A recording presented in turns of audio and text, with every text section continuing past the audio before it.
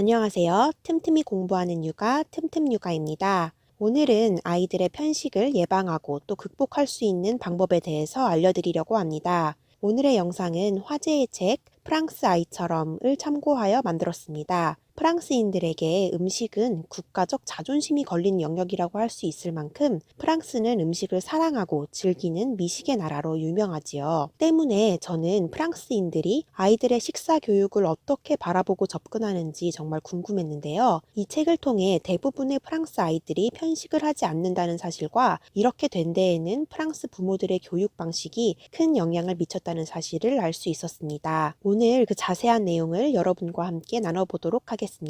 본론으로 들어가기 전에 여러분의 이해를 돕기 위해 이 책이 쓰여진 배경에 대해 잠깐 설명을 드리고 넘어갈게요. 저자인 파멜라 드러커맨은 미국인이며 전 월스트리트 저널의 기자인데요. 결혼을 하게 되면서 프랑스로 가 출산과 육아를 시작하게 되었습니다. 그런데 그곳에서 그녀는 아주 낯선 육아 풍경을 보게 됩니다. 레스토랑에 얌전히 앉아 코스 요리를 먹는 아이들, 밤잠을 너무 잘 자는 아가들, 쇼핑센터에서 떼쓰지 않는 아이들 등등 미국에서 보던 육아 풍경과는 참으로 대조적인 모습에 궁금증을 갖게 된 그녀는 본격적으로 프랑스인의 육아에 대한 취재를 시작하였고 그 결과를 담은 책이 바로 프랑스 아이처럼이라는 책입니다. 그래서 오늘의 영상 또한 미국과 프랑스의 모습을 비교하며 설명하는 부분이 많은데요. 우리에게 더 익숙한 것은 사실 미국의 방식이기 때문에 여러분께서도 영상 보시면서 많이 공감하시기도 또 많이 배우실 수도 있을 거라는 생각이 듭니다. 자, 그럼 본론으로 들어가 볼게요. 먼저 미국의 모습부터 살펴볼까요? 미국에서는 아이들을 원래 까다로운 입맛의 소유자라고 보고 그들에게 햄버거나 맥앤치즈 같은 음식을 넘어서는 다른 음식을 주는 것은 상당한 도전이자 아이에게 거부당할 위험을 각오해야 하는 것으로 여긴다고 합니다. 그리고 그들이 믿는 것은 정말 그대로 이루어져서 미국 아이들은 대부분 아주 단순하고 까다로운 입맛의 소유자들이 많다고 합니다. 당연한 결과로 미국의 아동 비만율은 아주 높은데요.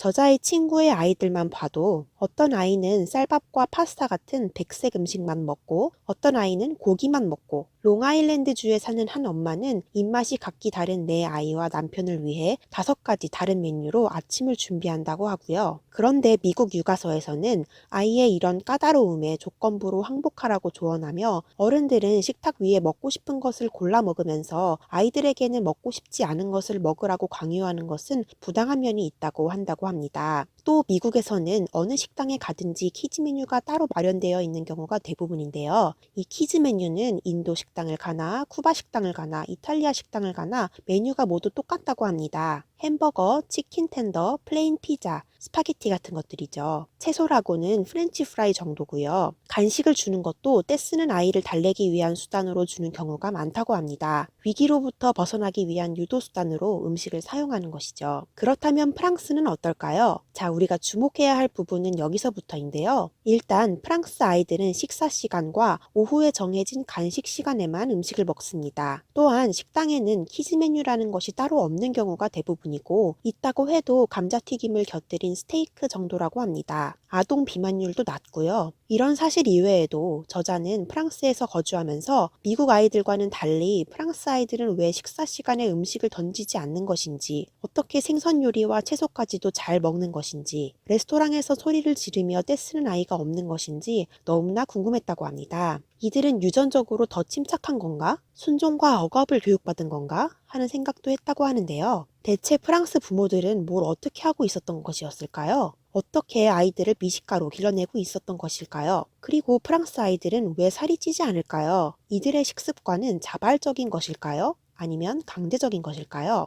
프랑스인들은 모든 것이 아기 때부터 시작된다고 본다고 합니다. 프랑스에서는 첫 이유식으로 곡물이 아닌 채소를 준다고 하는데요. 대개 이들의 첫 이유식은 쪄서 으깬 녹색 콩류, 시금치, 당근, 껍질을 벗긴 호박, 부추 같은 것들이라고 합니다. 미국인들도 이런 음식으로 시작하기도 하지만 미국은 아기가 이런 음식을 거부할 거라고 미리 생각하고 먹이려는 시도는 한다고 해도 진짜 잘 먹을 거라는 기대는 하지 않는다고 합니다. 때문인지 아이를 위한 미국의 요리 체계는 미트볼, 생선튀김, 치즈 토핑 속에 채소를 몰래 숨겨놓는 방법이 수두룩 빽빽이라고 합니다. 반면 프랑스 부모들은 의도와 실천 면에서 채소를 전혀 다르게 대하고 있었습니다. 아기가 샐러리나 부추 같은 먹기 힘든 채소의 맛을 보았을 때 그 맛을 설명해주고 또 앞으로 평생을 함께하게 될 관계임을 알려주었습니다. 아기에게 채소나 과일을 맛보게 하는 것이 음식 교육의 첫걸음이자 맛의 풍요로움을 소개하는 방법이라고 여기고 있었습니다. 때문에 아기가 거부하더라도 그 음식을 계속 주라는 조언은 프랑스에서는 의무 수준으로 여겨진다고 합니다. 그들은 자녀에게 기다리는 법, 예의 바르게 인사하는 법 등을 가르치는 것이 당연한 부모의 책임이듯이 아이가 특정한 맛을 선호하더라도 각각의 채소가 가진 풍성하고 흥미로운 맛을 받아들이도록 하는 것이 부모의 역할이며 책임이라고 생각한다고 합니다. 하지만 이것이 쉽게 된다고 말하지는 않습니다. 프랑스 정부가 무료로 배포한 육아 소책자에는 일단 한 입 먹어보게 하고 그 다음 과정으로 넘어가라고 적혀 있으며 아이가 거부했다고 해서 바로 다른 음식을 시도해서도 안 되고 아이가 안 먹으려고 할 때 부모가 과민하게 반응하면 아이는 정말로 포기하게 될 수 있으므로 부모가 중립적인 반응을 보여야 한다고도 조언합니다. 프랑스 부모들은 음식에 대한 대화에 있어서도 맛있다, 맛없다, 좋다, 싫다의 차원을 넘어서고 있었습니다. 채소를 보면서는 이게 아삭거릴까? 소리가 날까?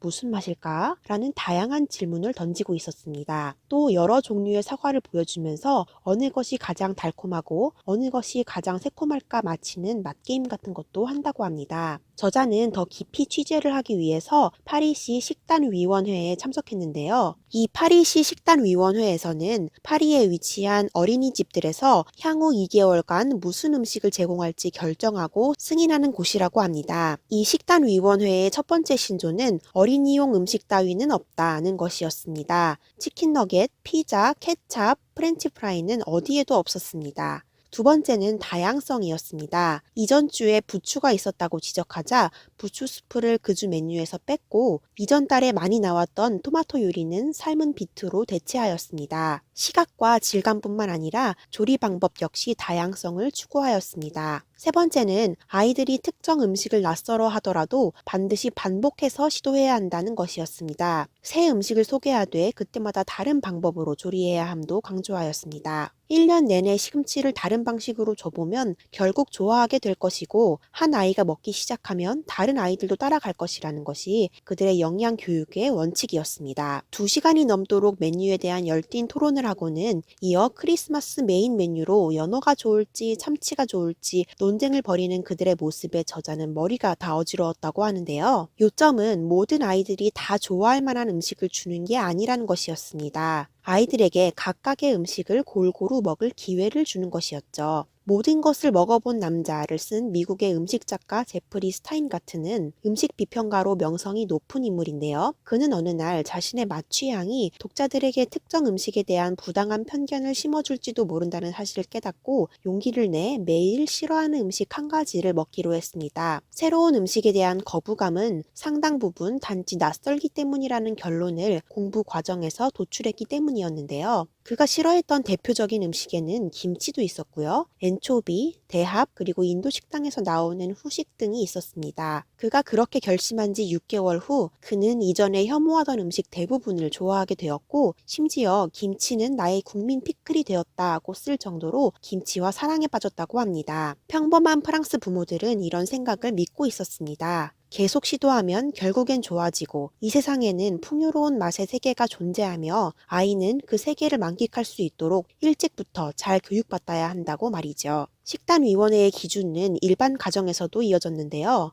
일단 접시에 놓인 모든 것을 한 번씩은 맛봐야 하는데 식탁에 놓인 음식은 부모가 먹는 음식과 다르지 않았습니다. 선택도 딱히 허락되지 않습니다. 한 프랑스 엄마는 아이에게 무엇을 먹고 싶냐고 물어본 적은 없고 그냥 오늘은 이걸 먹을 거라고 말한다며 다 먹어야 하는 건 아니지만 식구들이 모두 같은 음식을 먹어야 한다고 말했습니다. 이런 모습이 부당하게 비춰질 수도 있지만 프랑스인들은 오히려 이것이 아이에게 권한을 주는 것이라고 여긴다고 합니다. 아이는 어른과 같은 양이 아니라 같은 음식을 먹을 때 어른 대접을 받는다고 느낀다는 것이죠. 또 아이에게 엄한 표정을 지으며 이거 먹으라고 지시하는 일은 없었습니다. 오히려 음식에 관한 대화를 나누는데요. 치즈 맛에 대한 토론을 벌이기도 하고 요리가 실패작이어도 그 요리를 두고 다 함께 한바탕 웃는 일도 있다고 합니다. 자, 이제 프랑스 국가적 차원에서 또 가정집에서 어떻게 아이들에게 음식에 대한 교육을 시키는지 어느 정도 감 잡으셨죠? 그럼 이제 설탕에 대한 이야기를 한번 해볼까요?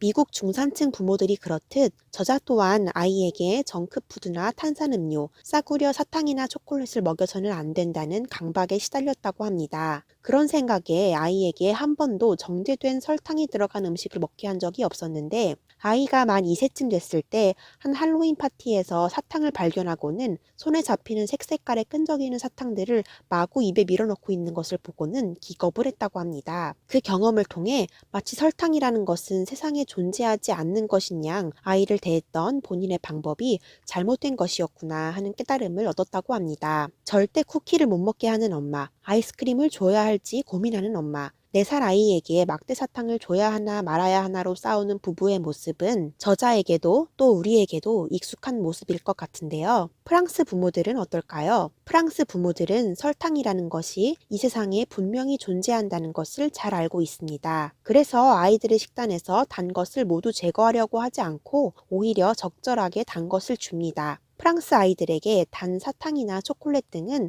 음식의 한 종류로서 분명하고 정상적인 자기 자리가 있었습니다. 때문에 사탕을 먹는 것이 허락되었을 때 기다렸다는 듯 마구 입에 쑤셔넣지 않습니다. 체형을 유지하기 위해 절제와 자유가 공존해야 하듯이 아이들 역시 비정상적인 식탐에 빠지지 않으려면 규칙과 일탈이 공존해야 한다는 것이 이들의 생각이었습니다. 초콜릿에 관해서도 마찬가지였습니다. 추운 날이면 핫초코를 주기도 하고 쿠키와 함께 오후 간식으로 주기도 하는데 이것은 학교에 가는 것에 대한 보상이기도 하고 아이들도 초콜릿을 먹고 활력을 얻을 것이라고 생각합니다. 그렇다고 양이 엄청난 것은 아니고 초콜릿 작은 조각, 초콜릿 음료 한 잔, 초콜릿 빵 한 조각 정도죠. 대부분의 프랑스 부모들은 이렇게 식사와 관련하여 아이들에게 견고한 경계를 정해주고 동시에 그 경계 안에서 자유를 허락하였습니다. 식탁에 둘러앉아 모든 것을 맛보게 하지만 그릇을 비우라고 강요하지는 않는 것, 또 식사 시간을 30분 이내로 지나치게 길게 갖지 않으면서도